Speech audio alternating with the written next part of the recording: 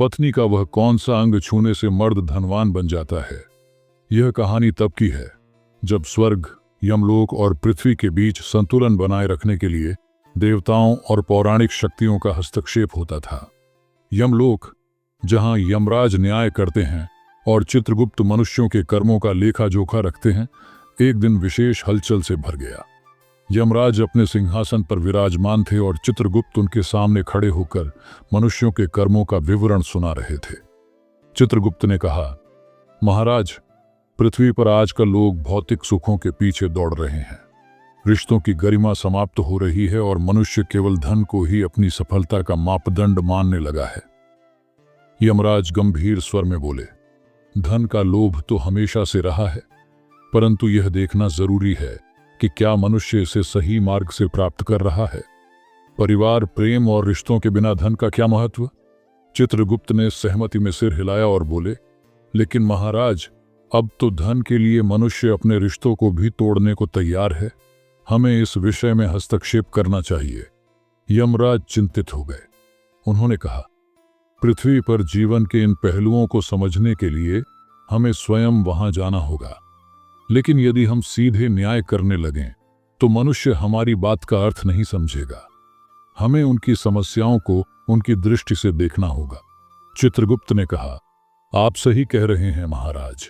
आप पृथ्वी पर जाकर देखें कि लोग धनवान बनने के लिए क्या कर रहे हैं और उनके जीवन में रिश्तों और सच्चाई का क्या स्थान है। यमराज बोले, किंतु यह यात्रा केवल किसी उपदेश देने की नहीं होगी। मैं स्वयं एक साधारण मनुष्य बनकर देखूंगा कि धन, प्रेम और जीवन का वास्तविक अर्थ क्या है। यमराज ने अपनी दिव्य शक्ति से एक राजा का रूप धारण किया। वह एक राजा के वेश में पृथ्वी पर जाने को तैयार हुए। चित्रगुप्त ने उन्हें चेतावनी दी, महाराज, पृथ्वी पर केवल उनके कर्मों के आधार पर न्याय करना आसान नहीं होगा। वहां आपको उनके भावनात्मक, मानसिक और सामाजिक पहलुओं को भी समझना होगा। यमराज बोले, मैं जानता हूं चित्रगुप्त, यही कारण है कि मैं इस यात्रा पर जा रहा हूं। मैं देखना चाहता हूं कि मनुष्य कैसे अपने कर्मों और विचारों से अपने भाग्य का निर्माण करता है। पृथ्वी पर पहुंचते ही यमराज ने देखा कि लोग दिन रात धन कमाने में व्यस्त हैं। किसी के पास रिश्तों को समझने या समय देने का समय नहीं है। यमराज ने स्वर्ग में संतुलन और शांति को देखा और अब पृथ्वी पर जीवन के संघर्ष को समझने की आवश्यकता महसूस की। पृथ्वी, जहां सब कुछ असंतुलित था, वहां मनुष्य न केवल भौतिक और मानसिक संघर्षों से जूझ रहा था, बल्कि समाज में फैली असमानता और भ्रांतियों से भी घिरा था।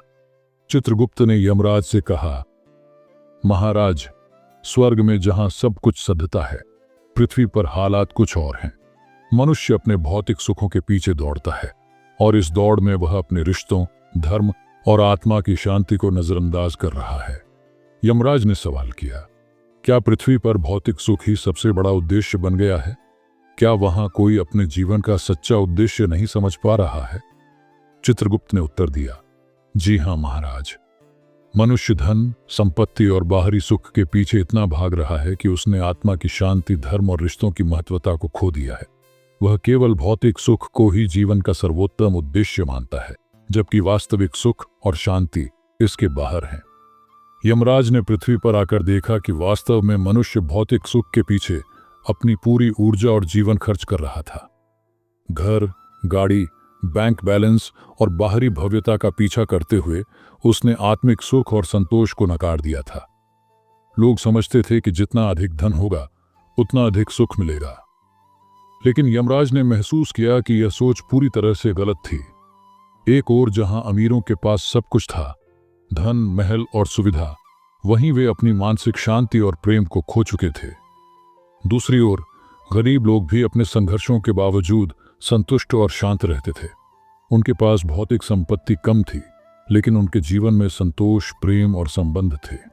राजा महाराज विजय सिंह का राज्य अत्यंत समृद्ध था।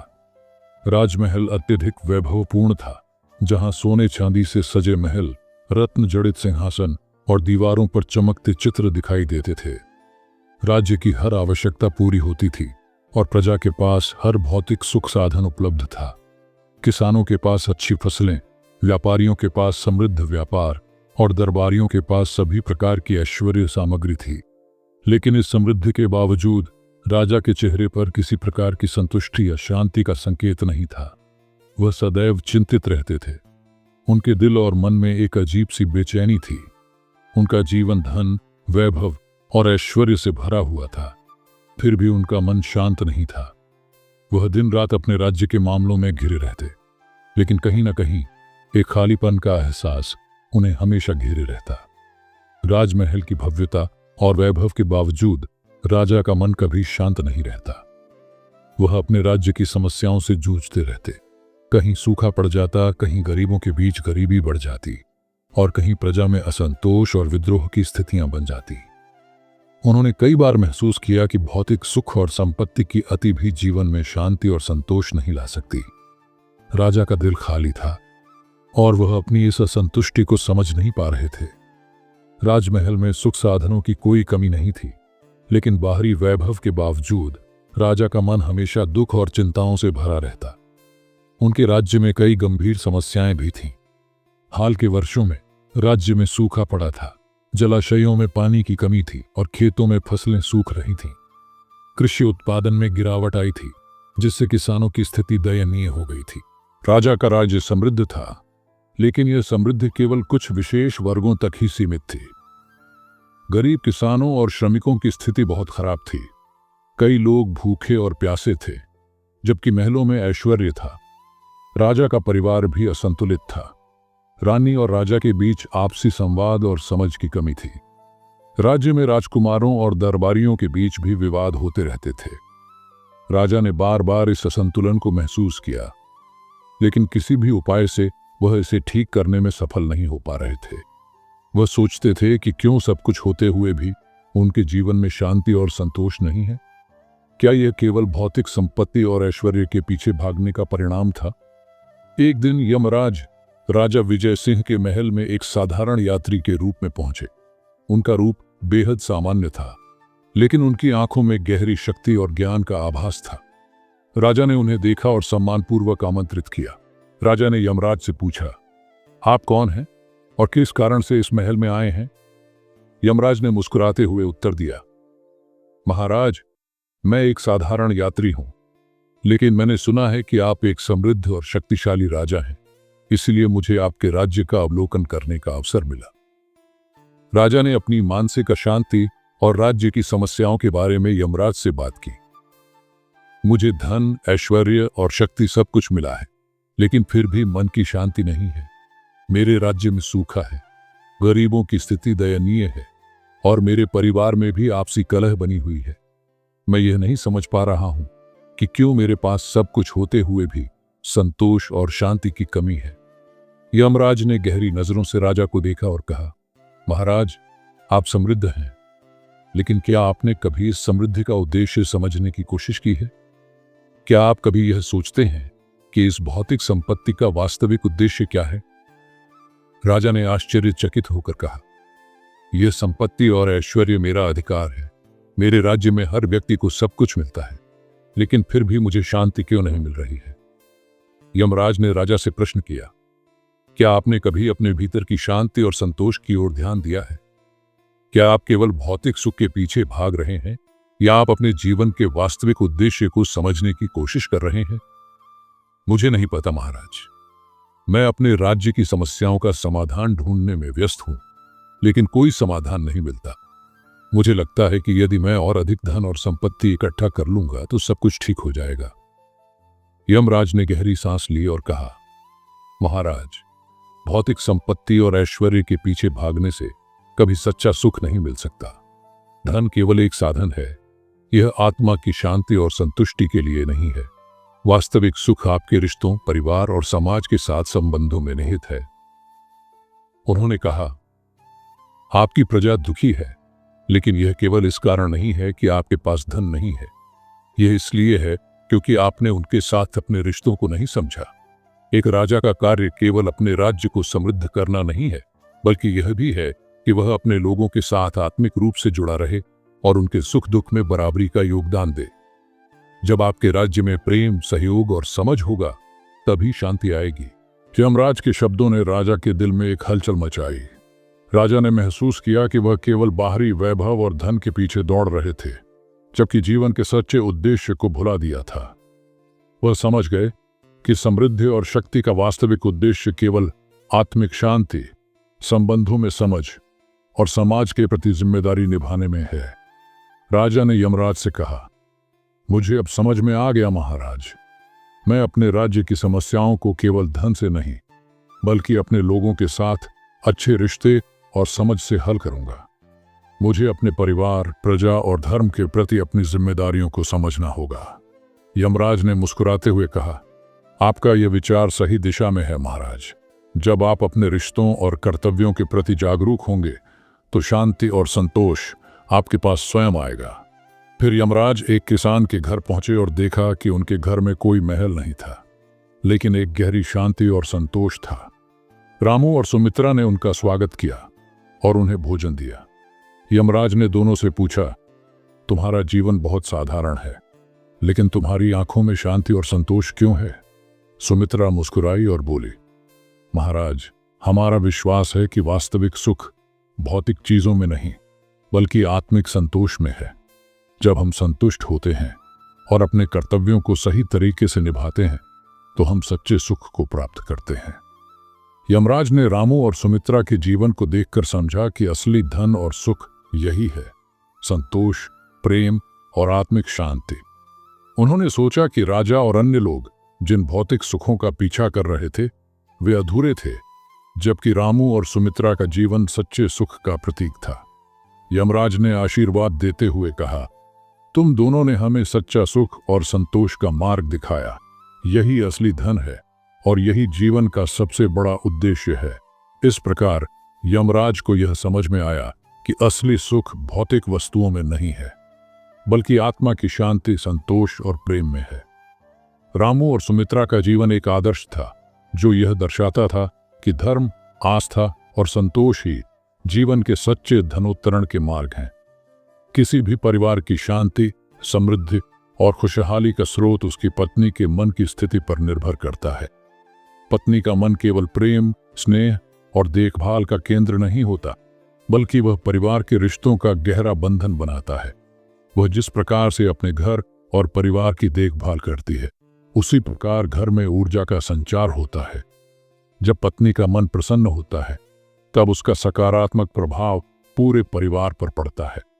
पत्नी का मन परिवार के समृद्धि का एक महत्वपूर्ण स्रोत है।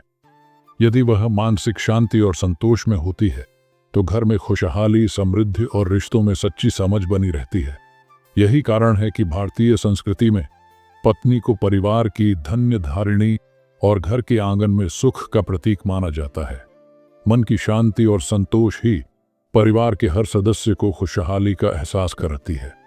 कई दिनों की यात्रा और अनुभवों के बाद यमराज ने यह निष्कर्ष निकाला कि वास्तविक धन और समृद्धि तभी मिलती है जब कोई व्यक्ति अपने परिवार, रिश्तों और धर्म का सम्मान करता है। उन्होंने समझा कि भौतिक संपत्ति या ऐश्वर्य असल में जीवन का उद्देश्य नहीं हो सकता। वास्तविक समृद्धि उस व्यक्ति के जीवन में होती है जो प्रेम, सहयोग और सेवा के मार्ग पर चलता है और अपनी जिम्मेदारियों को धर्म के अनुसार निभाता है।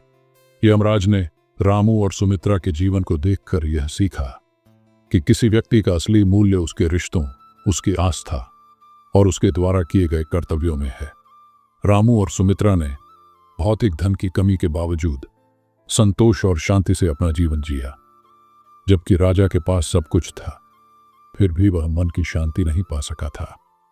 यमराज ने रामू और सुमित्रा को आशीर्वाद दिया, यह कहते हुए, तुम दोनों ने मुझे असली धन का रास्ता दिखाया। तुम्हारे प्रेम और त्याग ने यह सिद्ध कर दिया कि जीवन का असली उद्देश्य रिश्तों, प्रेम और सेवा में छिपा है। यमराज राजा के पास गए और उन्होंने उसे यह उपदेश दिया, राजन, तुमने अपनी पूरी जिंदगी भौतिक सुखों की प्राप्ति में बिता दी। तुम्हारे पास सब कुछ है, फिर भी तुम्हारा मन शांति से दूर है। असली धन वो नहीं जो तुम्हारे महल में है, बल्कि वह है जो तुम्हारे हृदय में बसे प्रेम, संतोष और रिश्तों में है। राजा ने यमराज के शब्दों को ध्यान से सुना और महसूस किया कि जीवन के वास्तविक उद्देश्य का एहसास कभी नहीं हुआ। राजा ने यमराज से कहा, मुझे यह समझ में आ गया है कि धन केवल भौतिक चीजों में नहीं है, असली समृद्धि और सुख रिश्तों में और जीवन के सत्य में है। यमराज ने राजा को आशीर्वाद देते हुए कहा, तुम्हें सच्चे धन का मार्ग दिखाया गया है। अब से तुम अपने राज्य में धर्म और प्रेम का पालन करते हुए लोगों को सच्चे सुख का अनुभव कराओ। इस कहानी से यह स्पष्ट होता है कि जीवन का असली उद्देश्य प्रेम, सहयोग और सेवा में है।